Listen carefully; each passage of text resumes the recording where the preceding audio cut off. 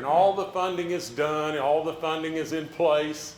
Your taxes will not go up any way, shape, form, or fashion. It's all done. And the reason it has to be done, you got to sell the bonds. Be smart. What if I said, well, I want to sell you this bond and maybe I'm going to be able to raise taxes and pay the bond off? You're not going to buy it. There's no way. The funding's got to be in place and it's done. Now the other thing, as far as the potential tolling roads and people scaring you about that, please don't listen to that stuff. I mean, for crying out loud, you know, in my world today, we're not looking at tolling any road other than the existing turnpike. None. Now, nobody here should ever say, there'll never be a toll on anything in the history of all the world. I mean, we better never, ever say never on anything if you're going to tell the truth. But there's no need. There's no need. And I'll tell you why there's no need. Because the income coming from the jobs that are generated from these roads will blow the doors off of anything in regard to needing or having a need for a toll.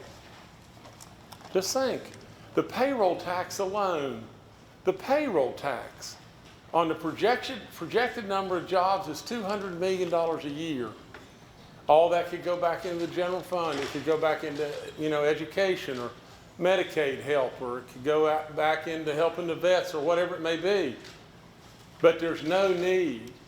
Just think of the sales tax dollars when people go and from those jobs and they go and spend money, you know, at the 7-Eleven buying Big Gulps or Kroger's or whatever, at the motels, whatever, wherever. Gas tax and on and on and on. Just think what it will generate. The multiplier effect of those jobs is enormous. The other flip side of it is you get your roads fixed. Not only do you get new roads, not only do you get new bridges, but you get existing roads fixed. Now, let me just say this. That sounds like all positive. Let me just ask you one question. What happens if you awaken tomorrow and the coal prices dip some, and steel prices have fallen off, and maybe the natural gas prices are not what they want to be, what we want them to be,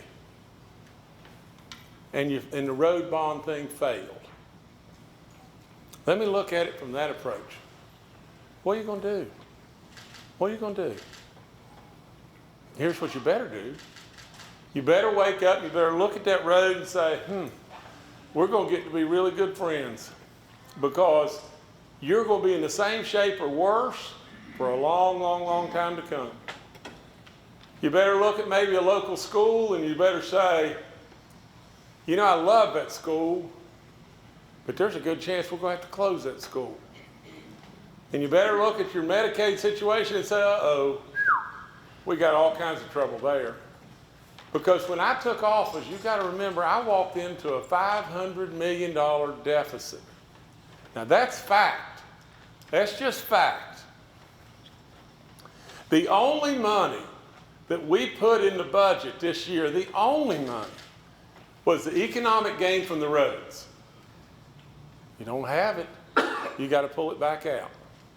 The only thing you can do is start slashing stuff that will kill you beyond belief. It'll kill our state. It'll drive more and more people away, and the roads will never get fixed. Now, there are people out there that are a very, very, very vocal minority that are trying to convince you of something that's smoke and mirrors and the boogeyman. You can't listen. You can't listen to that. Now, the other thing is this. If there's those of you that are Democrats, and you may say, well, why in the world do you switch parties? Why did you do that? Well, let me tell you, and I can't say this any more blunt, but I worked my ever-loving hind end off to try to get a budget passed, and it just didn't work. And at the end of the day, for whatever the reason may be, there was a lot of people on my side that could have really helped that dove in the ditch, and then everything unraveled. And when it unraveled, it unraveled. We hurt our vets, we hurt our teachers, we hurt our miners. We really did. We hurt people that are the most needy of the most needy that we could have given a rebate check to. And we hurt people that are old that we could have given an exemption, in regard to Social Security. We could have exempted the best retirement. We could have done lots of stuff, and we didn't get it done. Now, let me tell you, it may not work this way either, but I can't just keep running the same play. You see, I didn't come to this party to just ride around in the parade and be your governor. I came here to get something done. I don't need to ride around in the parade. I don't need any ego or status, or I don't need your money. I don't need anything except one thing, and that's I want goodness for you, and I want goodness for our state. Now, whether you buy that or not doesn't matter to me, because my dad would have done this. He would have given every gift that he gave throughout his life. He gave it anonymously, and it became a pain in the you-know-what, because he would go crazy trying to hide what he was doing. And I said, Dad, what are you doing? What are you doing this for? And he said, called me Jimmy all the time. He said, Jimmy, he said, I want to tell you this. There's only two people that got to know what I'm doing, and that's me and the good Lord. And if we know it, that's all we really need to know. That's the way he was. Well, in this situation, I know exactly that I'm telling you the gospel fact. There's not a chance on this planet that when I decided to run for office that I had this grandeur plan and I was just going to switch parties. That's craziness. The other thing is this. You may think, well, all these new jobs are West Virginians going to get them. These are things that have come up. And I would say, if I had my way, I would hope that every single job, every single solitary job, a West Virginian got it. It's impossible today. It's impossible. Tomorrow it'll get better. The next day it'll get better. The next day it'll get even more. But listen to me. Won't it be a great problem to have? Can you just imagine awakening in West Virginia, awakening to a situation to where we got too many jobs for the people that are here? You know what will happen? People will come. People will come and they'll see just how great we really are, and they'll stay. And you know what else will happen? Aunt Edith, that wants to have a picnic this coming Sunday, and she can't do it because she wants her grandkids to be there and there in Atlanta and Denver and Charlotte and wherever they may be. Now, because the kids had to leave. Well, we'll bring the kids home because they want to come home. They want to come home, but they want a good job when they come home. They want a chance to do good, just like all of y'all do. That's all there is to it. And as we bring the kids home, we reunite the families, and we don't have this dysfunctional family situation going on. And there's lots and lots and lots we can do. We got a bad drug problem. We got to do something about that. And you can't do it with a Band-Aid and an aspirin. That ain't going to get it done. You got to have money. You got to have real commitment to being able to get that situation under control. But the number one thing you got to have is jobs and hope. And then it all starts downhill from there. Now, let me tell you this. This is only the beginning. That's the neatest thing of all here. But this is a launching pad like nobody's business. And I would say this to you, and I want you to hear me out really good. What's the downside with a yes vote? There isn't any. There's none. It's not going to cost you any more money.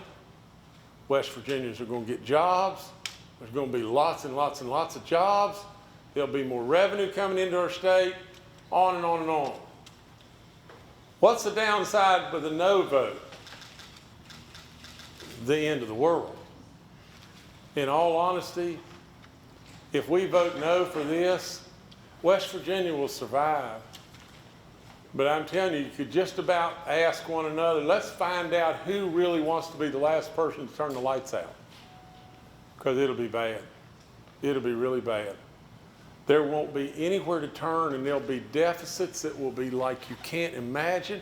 And the only thing in the world that will happen, the only thing, is there'll be absolutely gigantic cuts. That's what's going to happen. Now, we don't have to have that.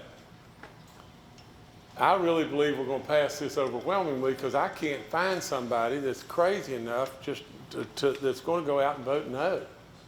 I really mean that, and I don't mean to throw any rocks, but as far as the potential of the tolling, I've said you can forget that. Taxes, you can forget that. On and on and on and on and on. Now, the other thing you've got to remember is safety. You know roads that school buses are on that aren't safe. You know, when they're not safe, what are we going to do? Wake into the next call that a school bus has flipped over and we've lost 18 kids?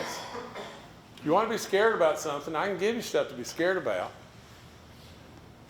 Now, let me tell you, before I let you ask me anything you choose to ask, here's the neatest stuff. Now, I told these people at Wheeling this, and I don't go around, you know, dropping names and doing stuff like that because it's just not in my makeup. You can tell by my voice and who I am. There ain't an egotistical bone in my body. That's all there is to it. Unfortunately, this crazy government stuff makes you have to tell people, I did this, I did that, and everything. And I don't even feel comfortable doing that. But let me just say this. Donald Trump really wants to help you. He really does. And if you can't stand Donald Trump, that's fine and dandy, but he is the President of the United States. And if you can't stand me, I would say that's okay too, but don't blow your legs off because you can't stand me. You know, I got to tell you this real quick, but a long time ago in the Beverly Hillbillies, Jethro Bodine was standing with an anvil by the cement pond with a chain tied to his leg. And Jed walked up and said, Jethro, what are you doing? He said, my girl done dumped me, Uncle Jed, and I'm going to throw the anvil in the pond, cement pond, and drown myself. And Jed said, well, Jethro, what good's that going to do you? And he went, Pert and I made a mistake, didn't Uncle Jed? Well, I would say to you that same thing. If you don't like me or whatever, that's your prerogative. But don't blow your legs off and not get your roads done. I mean, that's all there is to it. Now, listen to this. You have a president in the federal government today that truly wants to help West Virginia. I'm very close to the Trump family. Maybe even too close in a lot of ways.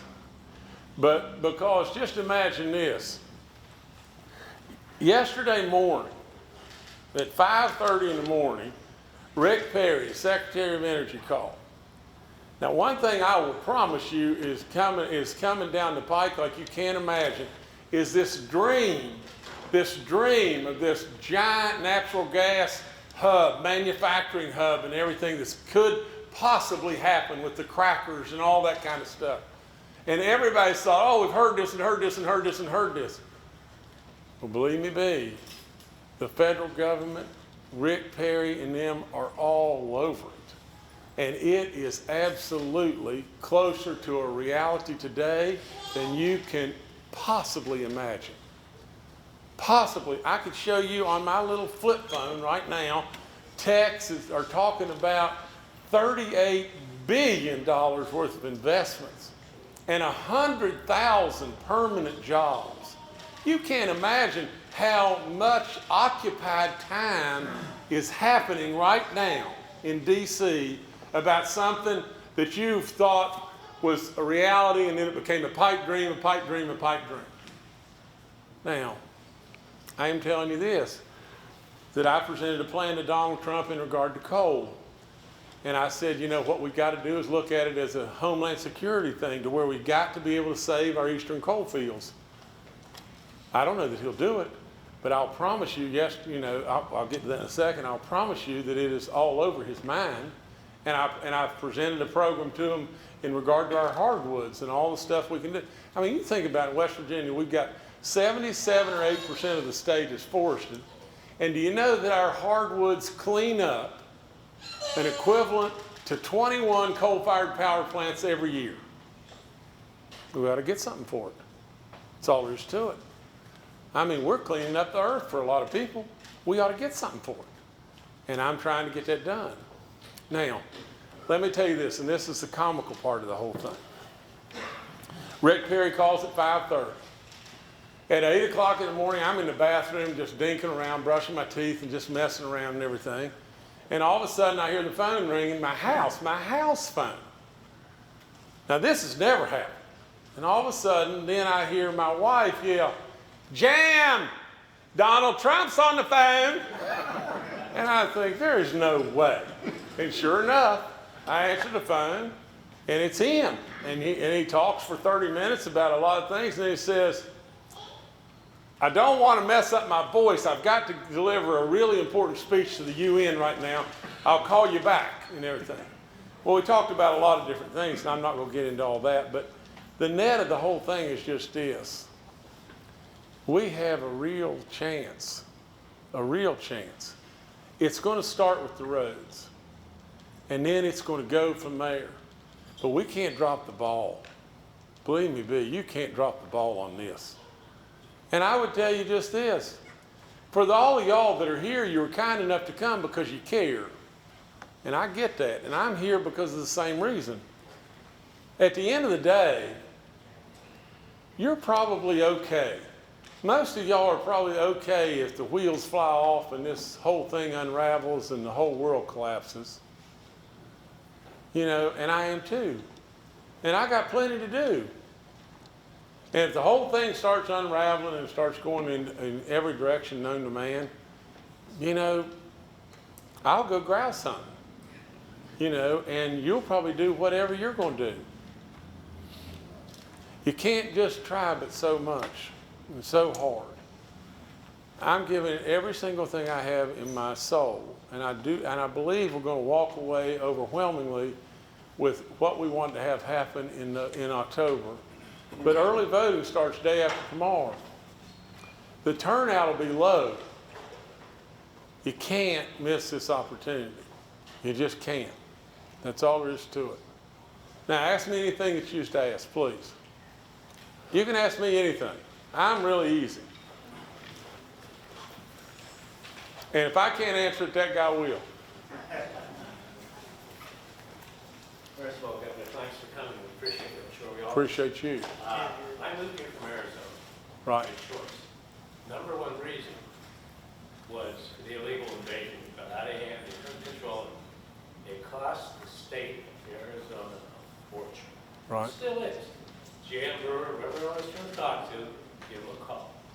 All I'm saying is, that if we put all our ducks in one pond, so to speak, a little diversity is probably a better option. No question. And all I'm saying, and I've been saying this since I moved here 12 years ago, and everyone ignores me like I'm out of my mind, but if there's any way we can situate the thing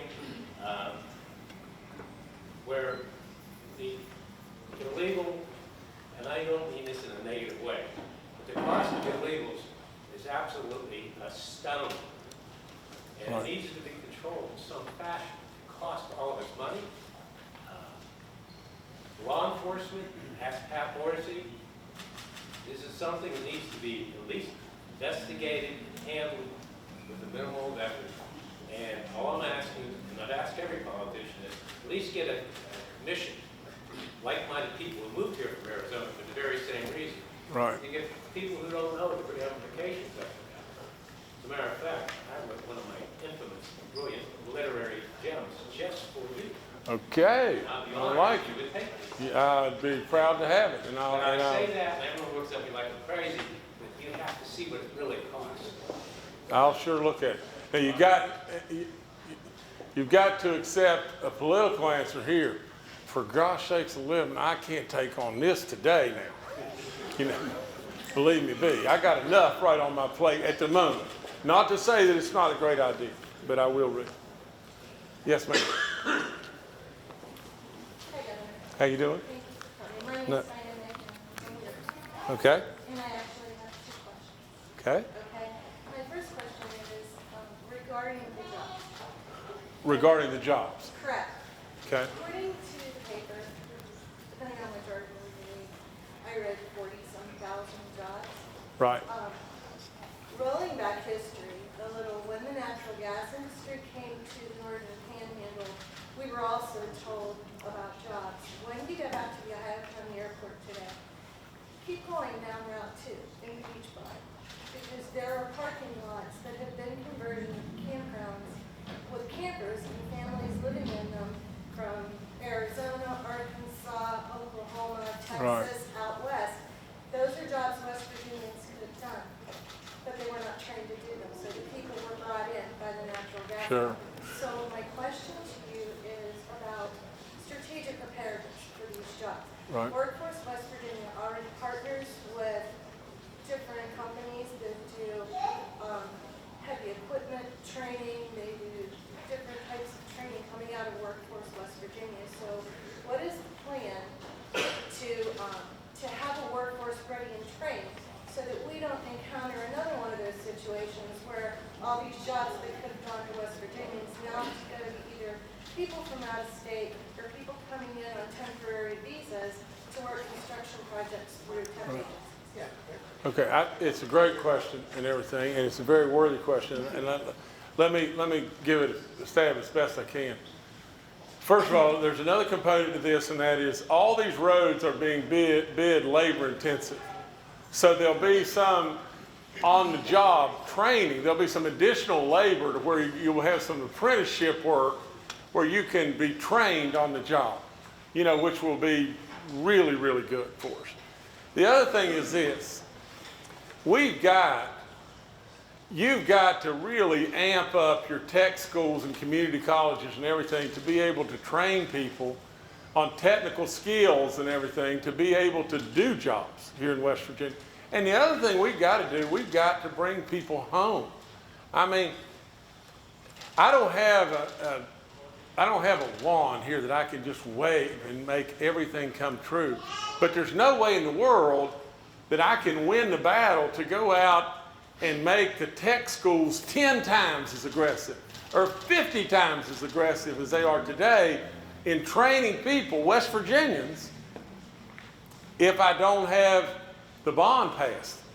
If we're not going to do the jobs, well, there's no way we're going to spend the money on the tech schools. I mean, this is a chicken and egg deal, you know.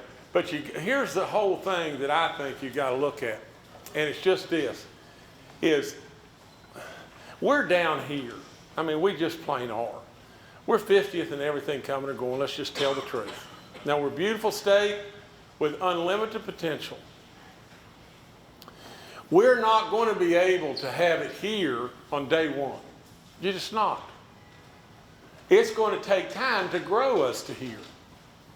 And we're going to have a commitment to fill these jobs with West Virginians as best we possibly can, prepare West Virginians for these jobs, get people to move here, get people back home, and every aspect of it. It's just like anything. That's what we got to do. I don't know, is this working or not? No. You can talk loud. Okay, I have a soft voice. If you can't hear me, I'll repeat. speak louder.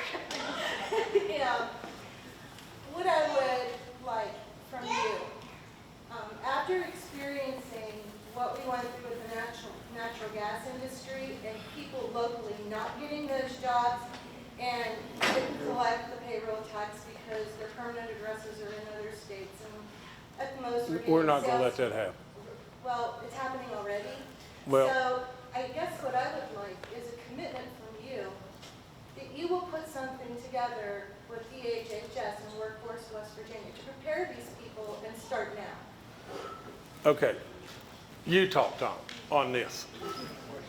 Governor Justice asked myself, the Secretary of Transportation, Woody Thrasher, the Secretary of Commerce, and Dave Hardy, the Secretary of Tax, to put a task force together to look into this for two reasons. One was to look at the workforce issue, to really make sure that Workforce West Virginia has a chance to prepare, provide workers, and that we're actually going through and giving West Virginia workers the chances at the jobs first.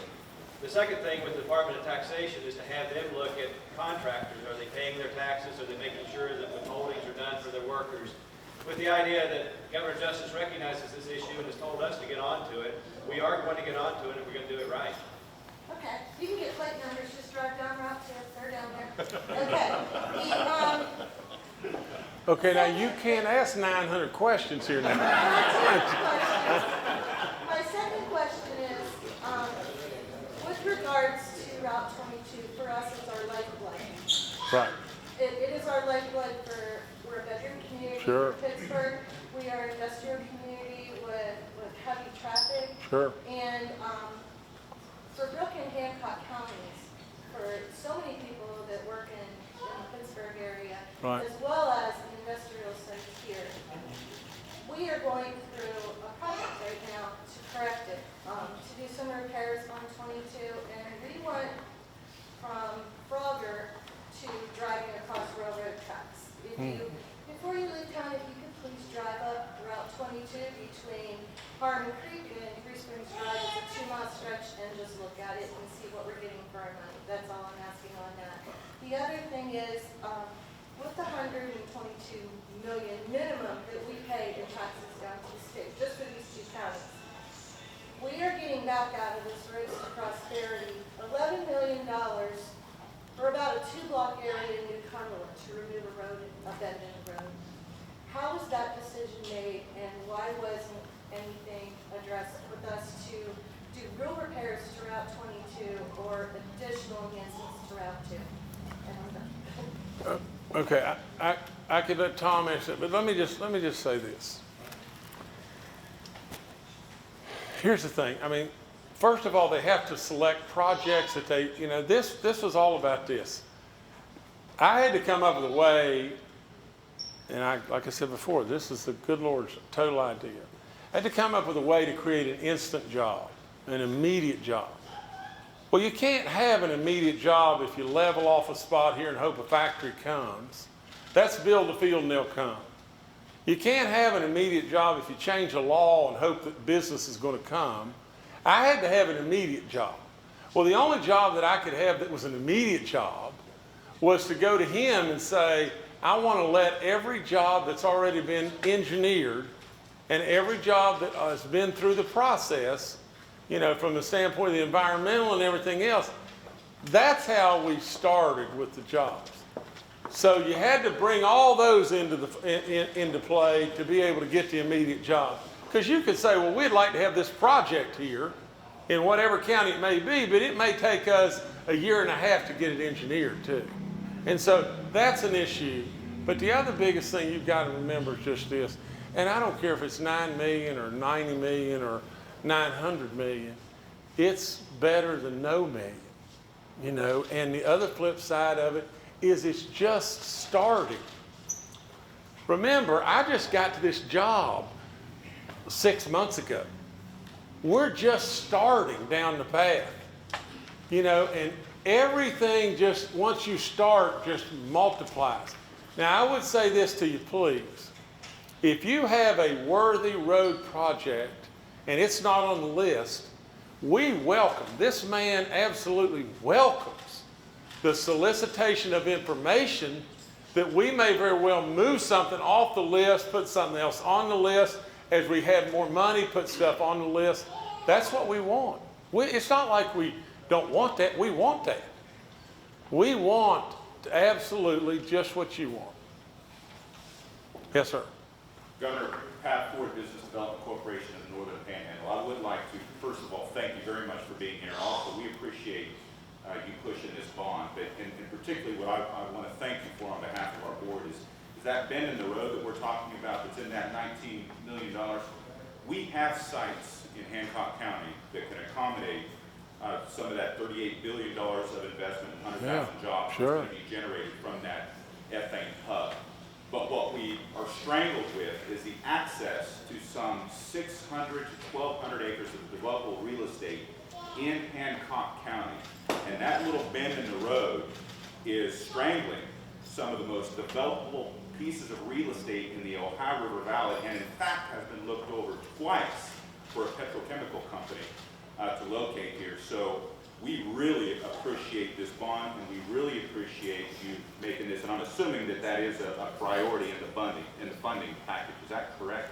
I don't know about that specific project. We are happy to take a look at it. It is? It's part of the general obligation program. Good. So we want to thank you for that. And again, that little $10 to $11 million investment could open up the gateway for at least $2 billion of private investment in Hancock County alone. So thank you very much. No, that's great. Good stuff. Yes, sir.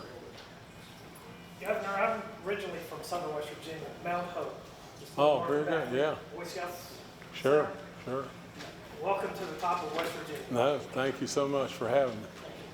I have been up here since 1995. I traveled up here due to my job that I had at the time. Then you come to this area and work. And one of the things that I've noticed about the people here in the Northern Panhandle is that there are hardworking, dedicated people. Steel mill people that work very hard in steel mills for many years. Sure. And the other factories that are along up the road, Sure. Homer Lockton, you know, with that facility up there, and many others. And one of the things that I was told by the people way back when I first came up here from Southern West Virginia is we're always forgotten up here by Charleston.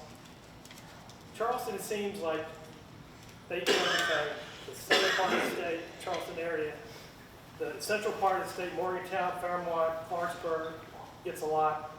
But when it comes to the Northern Panhandle, hardly gets anything at all.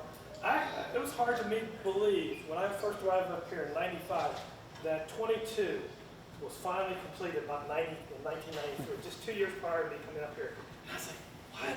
And these people told me what they had to do just to get to Steubenville from here and how long it took them, 45 minutes or so, just to travel from one place to another.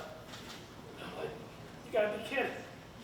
When I was a kid, they completed most of Route 19. You know what I'm talking about, Route Sure, 19, yeah. down Yeah. in Southern West Virginia. So what I'm trying to say is, you know, promised in this road project, what, the widening of Route 2, from what distance to what distance is it going to go? You know, are you committed to that? I understand it's from Parkersburg to Chester. It's supposed to be all 4-lane eventually. Route 2 needs to be 4-lane, period. Yeah.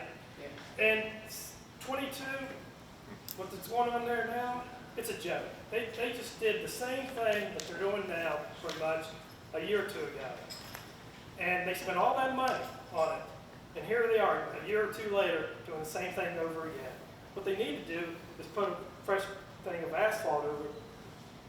I've traveled down to Fallonsville, and boy, that's a nice road. You go to Ohio, Pennsylvania, nice road. Why can't they do it here in this little section of West Virginia? From Ohio side to Pennsylvania side, both ways. Yeah, instead of spending all that money- Wait. I can answer that real simple. There's thousands of why can't we do this little thing? And the reality is just this. Now here's the deal. We don't have any money. We're dead last. We don't have any jobs. We don't have any money. We're the best of the best of the best of the best. We have got to have everything what you want. But the road bond, if you want us to vote for that, we gotta have something in return up here. No question about it. In 68, there's no question why they couldn't be completed from Fairmont over to Moundsville. Can you imagine when it would open up? Sure. The oil and gas is going on and stuff down in Cole, down in Marshall County, Wetzel County over to Marion County. And you're talking, I don't know, 40-mile stretch road or so, 4-lane to do it. How it would open up, I have to travel over to Washington, PA, and down 79 from Morgantown just to get to Beckley. Yeah. You ought to travel to Washington, PA sometime, Governor, and see what the mess is over there. It would take a lot off of them if Well- they would do that well- too, 68. Just, if, you know, consider that. Let me just part of ask. the bond thing. Let me just ask you this. Thank Be fair. You've seen me a lot up here, haven't you? Really and true. Now let's be fair. Through the campaign and everything else, did you not see me up here? Up here in Weirton or? I mean, I've been. In No, I've been to Weirton over and over. I sure have. Must have been working at the time, I'm sorry. No, I've been here. I've been here. And let me tell you, I hear you on the fact that you're like a third world country to Charleston. Charleston, I hate to say it, but it's just true. Charleston doesn't hardly know you exist. And in lots of ways, in the deepest part of the coal fields, whether it be Wayne County or down in Logan County, they don't know that those places exist either. But you see, the one thing I am not going to do, I am not going to just give you a bunch of smoke and mirror answers. I know you exist. I'm here. I'm here. And I'm here trying to do what I can do.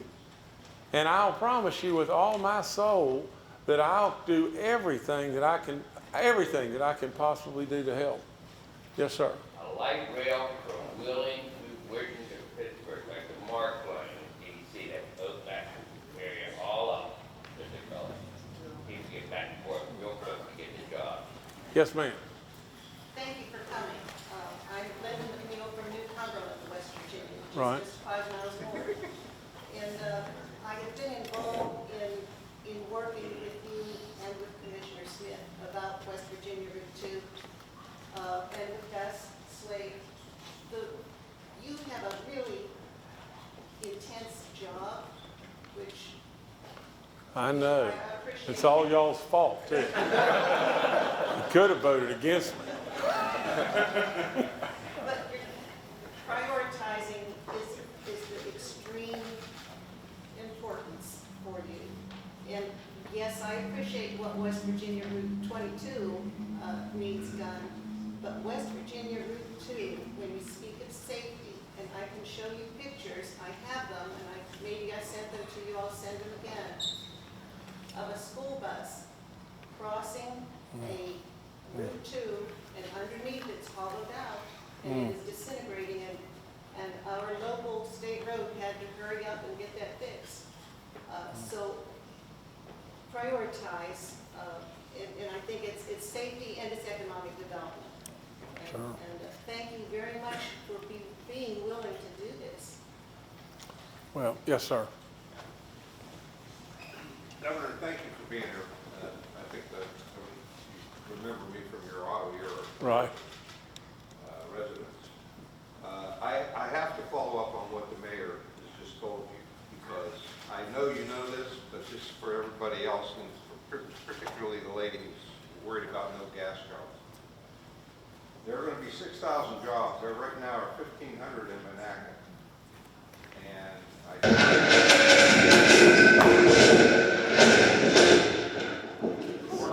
thunderbolts and lightning. See, I didn't even flinch. Look, no, hold on just a second. Y'all settle down. Listen, y'all heard that. I didn't flinch because they've been doing that to me for a long time. Go ahead. 6,000 jobs, and 1,500 of them are in place now. They just named the director of operations for that plant for the construction.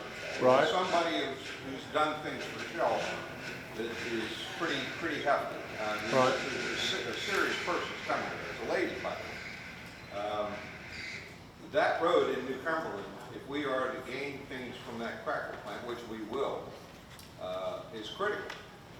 It's critical from a safety standpoint. It's also critical from a traffic flow standpoint. So I'd like to reiterate that I agree with you, Governor. Good things are coming.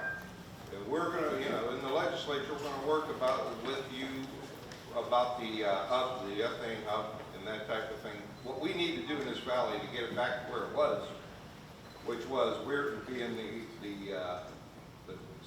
city that paid the highest taxes and employed the most people, one company, for decades in the state of West Virginia. We like to do that. That's what we're good at around here, Yeah, and sure. we'll welcome that. But it's coming sooner rather than later is the point, and that's why there is some urgency to that road. So I'd just like to leave you with that. Well, understand, Tom is taking it all in, I would tell you that it's easy for Charleston to miss things that you need. And I mean, you know, you hear this stuff all the time, but again, you got to know, I'm not a politician. I don't have anything to gain at all, nothing to gain by telling you something to make you feel better. But I'll give you my word that I absolutely will, at every opportunity, remind our people to get here, for me to get here, to hear your voice, to hear your problems, to hear your concerns and react. That's what I'll do. Yes, sir. Governor, Crook County Commissioner Tim Hennessy, welcome to almost Crook County. Just down the road a little bit, you'll be in Crook County. But let me first say is how much the Crook County Commission appreciates the highway workers in this state, and especially Crook County in District 6. And Gus, we appreciate you. This man here, anytime we call him about an issue or a need, this man responds in the most quickest, appropriate manner possible. We appreciate that, Gus. Governor, my question to you is, how, by voting for this bond issue, how will that improve the roads that we currently have? Thank you. Okay. And you know, you've got to know from a mathematical standpoint, from the best calculations that we can give. You know, I'm a real stickler for, you know, if it's a 7, I don't want to tell you it's a 7.6 or 8.2. But here's the best I can tell you. All the road jobs that were on the books were $2.4 billion worth of jobs. The bonding that we've got funding for today, if we can hurry up and get it in place while the rates are the lowest that they've been forevermore, we think we can get it done for 3.5% interest rate. Now, the lower the interest rate, the more money you get. And we think today we can get north of $3 billion of total money. Every dollar of that money constitutionally has to go to the roads. It has to go to the roads, okay? Can't be spent on anything else. The delta, the difference between the 2.4 billion and what you get is what can be spent on existing roads today, okay? That's $600 million. Now just stay with me. Now, Tom will say and give you an answer that it can even be greater than that. But that's $600 million. Today, we spend about $160 million taking care of our roads every year. That $600 million will go a long, long, long, long ways. And you could actually go out and for 5 years, for 4 years, you could spend twice as much as we're spending today on fixing existing roads, and hopefully you'd have it done. Plus build all the new roads. Plus be right in line for the infrastructure move that the Trump people will probably come out, and it'll probably be 3 years down the road. So it's a big deal. It's a great big number to fix. If your question was, what will be done if we pass this to fix existing roads, not new roads? And it will be unbelievable as far as what will be done. And we didn't calculate one job in that. We calculated only the jobs on the 2.4 billion. If I just elaborate one thing. One of the issues that the Division of Highways has, we called this year, the weeds along the roads were just out of control. So we called the local office and they said, well, we share a tractor with 6 counties. Yeah, well. And that's how, when we get the tractor back, we'll go out there and do as much as we can until we lose our turn with that. So I guess I'm asking is, can monies from this be spent to buy equipment that the Division of Highways can go out and do some work and maintain the roads? Yeah, the way I'd answer that is 2 parts. And one thing I wanted to add to what the governor said, these fees that were increased to pay for the general obligation bond referendum, we won't need that for debt service for another year. So one of the things we said as an immediate infusion of dollars to take care of your roads is to spend the first $100 million for the first whole year working on secondary off-federal aid system routes. We've asked Gus and the other district engineers to identify the very best ones of those roads all over the state, and we're paying as we go. As we get those fees coming in every month, we're going ahead and doing that. And we're going to do that for the first whole year because we don't need that money for debt service yet.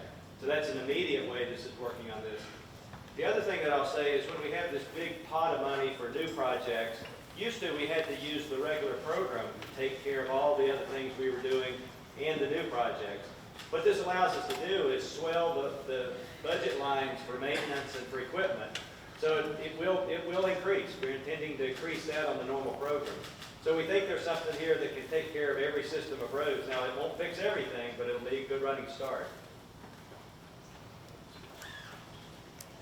That's the thing that I keep saying is just this, you know, there's no way that Secretary Smith or I am going to be able to give you every single answer that you want to have on every single thing. But we absolutely are going to be able to give you a whole lot of good answers versus no answers, or versus no good answers. A no vote absolutely is going to put us back to ground zero. What are you going to do? What in the world are you going to do? And plus the fact, let me tell you what else a no vote could do. All the buckets that you've already got legislatively passed that you're paying for right now, where's your money going to go with a no vote? With a yes vote, it's got to go to the roads. With a no vote, in time, you know what's going to happen? You're going to continue to pay, and I hate to say this, but government will find a way to peel away your money, and the roads will never get fixed. A no vote is going to peel away your money. Your roads aren't going to get fixed. The jobs aren't going to come. The revenue's not going to come. It's just not good. Yes, sir. Governor Jeff Davis, Hancock County Commissioner. Yes, sir. Can any of the bond dollars be used to leverage for federal dollars? They can, you know, and with that, we want to do that. We want to keep monies rolling in the right way to where we can turn and get matching Fed dollars on stuff. But go ahead. Yeah, there's two federal programs with USDOT that are discretionary programs that are competitive. We have to apply for them. But one of the ways that we can enhance our competitiveness is having more state dollars in our package, in our proposal. One of those is called the Tiger program. That's projects that generate economic recovery that can be recognized at a national level. The other one is a program called Fast Lane that deals with freight projects. Both of those, if we have a bigger state component, it will make us more competitive for the federal dollars. And by the way, Governor, West Virginia County Commission Association endorses the bond bill. Good deal. Thank you. Thank you so much. Thank you so much. Yes, sir. I think infrastructure improvement is the one thing government can justifiably spend good money on that will benefit all the residents. As far as jobs, I'm just wondering why can't they have a state version of the old CCC, which I guess Workforce West Virginia would be that would coordinate, you know, entry-level jobs for local kids or whatnot who need Sure. training and stuff like that, and contract and coordinate that with contracts. Like, is our contract, we hire so much percentage of local people to do it, these people up to. Well, let me tell you, one of the things that I did right off the get-go is just this, is tried to come up with a way, and this is more drug-related than anything else, but it come up with a way to where it used to be, you know, in summertime, you know, if you wanted a job, you know, and you were a high school student or whatever like that, you could go get a job with either the Board of Education or the Highway Department or whatever, and then put you to work. Well, we got to do all those things, guys. I mean, every one of those things we have to do. That's right. That's exactly right. But that's why I said over and over and over, this is the beginning. Now, this is the launch pad that is real, and it's gigantic and everything, and it'll really, really help. But we got to do all this stuff. I mean, I keep saying the same thing, but just think about it. and this is another thing that just came to me out of nowhere along the way, but just think, you're within a rock's throw of 2/3 of the people in the United States of America. Do you know what that is? That's the market. That's the market. The other flip side of it is you have a state that abounds in natural resources off the chart. Now, we know about coal and oil and gas, but timber and water are there too. The other thing is you have a state that has 4 of the most beautiful seasons on the planet. And the last thing is you have you're faith-based, and you're good people. You're really good people, and you're craftsmen. You're good at what you do, really good. And so imagine just all those things that we have, and we've never been able to put it together. We've been dead last forever. Well, you see, that's what I'm trying to put together. I'm trying to put just that together. Now, let me, before I quit, let me just say, there's a paper in Beckley, West Virginia, and it's a Raleigh Register paper. And there's a guy, his name is Anthony Bourdain, is that how you pronounce his name? And he does this crazy stuff you see on TV all the time and everything else. He just came to McDowell County, West Virginia. I just found out about it today. When I read the article in the paper, I found out that he even went to one of my son's deep mines and went inside the mine. You know, I didn't know that till today. But I want you, if you'll do something for me, it'll make you feel really good. I want you to look up online the Raleigh Register in Beckley, West Virginia, and read that, because every time it seems like a writer, especially a New Yorker, that writes something about West Virginia, writes about how dumb and backward and radical and dirty and terrible we are in every way, non-educated, on and on and on. This will make you feel good. This guy wrote something really, really, really good about us. Yes, sir. Governor, the only problem is you have to subscribe to the paper in order to look at that. Well, then I can't help you. He's on CNN channel. His food travels the world. Right, right. Well, he is that. But can you, is the Beckley Butch, where are you? You can Google him. Well, Put it on the website. okay, look here. Look. Where's my phone? Kirsten, where are you? They've all left. How am I going to get home?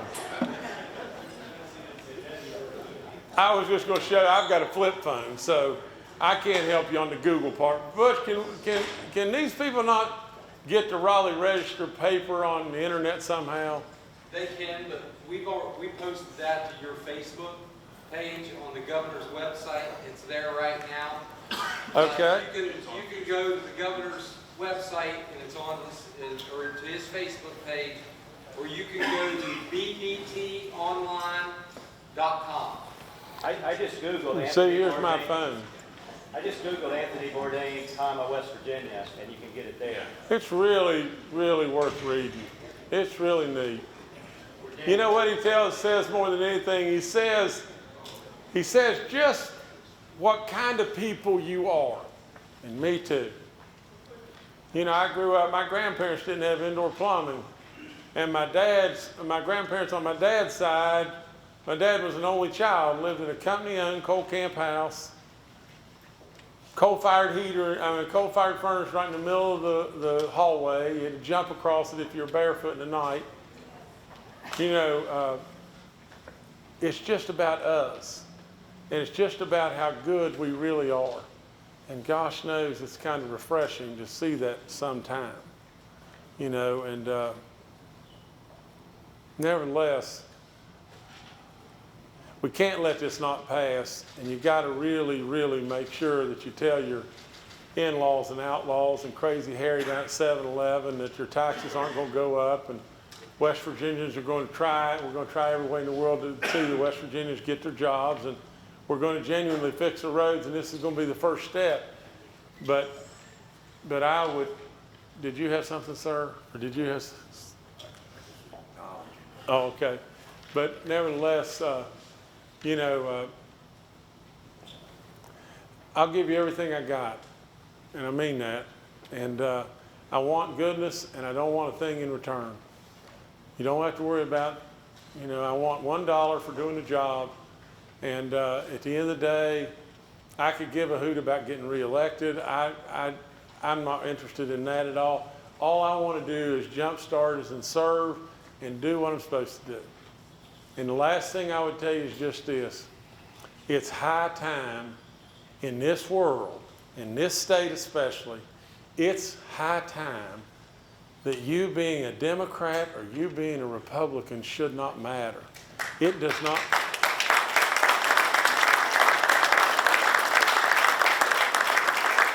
Well, it doesn't matter to me one iota. All that matters is that we are West Virginians. That's all that should matter, and that we're Americans. Now, I am telling you, we're on our way here, and we're trying to make a loud, loud noise. And if you'll hang with me, I won't let you down. God bless you. Thank you for coming. Thank you, sir. Thank you. Thank you. Thank you, sir. Appreciate you.